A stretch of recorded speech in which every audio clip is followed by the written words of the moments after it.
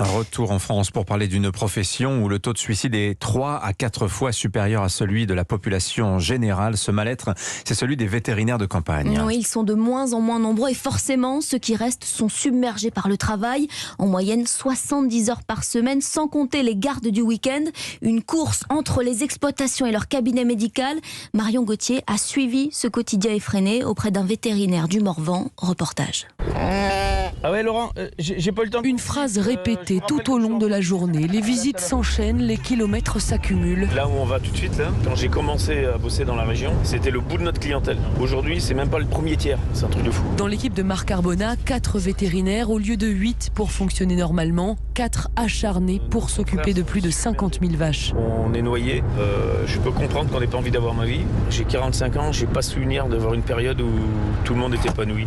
Une urgence entre deux soins, la naissance d'un veau chez Claude. Tout le monde a une crainte, il y a un manque de vétérinaires général. L'éleveur usé garde des yeux vifs et une combinaison élimée. C'est tout pour nous, c'est tout. Il y a l'amitié, il y a le conseil. Quand ils sont à 50 ou 60 km, ils ne peuvent pas être ici. Ça vous est déjà arrivé malheureusement ? Oui, d'attendre une matinée entière. Le soir, le veau était crevé.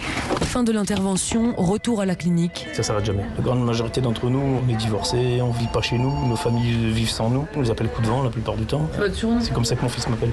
On a tous des copains dépressifs, malades, on a des copains suicidés, on a tous ça. C'est très compliqué de se prévoir un planning pour l'extérieur, quoi. Sur le moral, ça c'est quelque chose qui devient pesant. De ses amis sortis d'école, Elodie, 29 ans, est la seule à avoir opté pour la médecine vétérinaire rurale. Je suis très dévouée à mon boulot. Est-ce que ça durera comme ça toute la vie ? Je ne pense pas, parce que j'aurai pas forcément l'énergie. Pour l'instant, je donne tout et puis on verra bien. Difficile d'être malade, de poser des vacances. Et si l'un de nous s'en va, lâche Marc Carbona, les autres arrêteront aussi. Le reportage de Marion Gauthier à Cussy-les-Forges près d'Auxerre.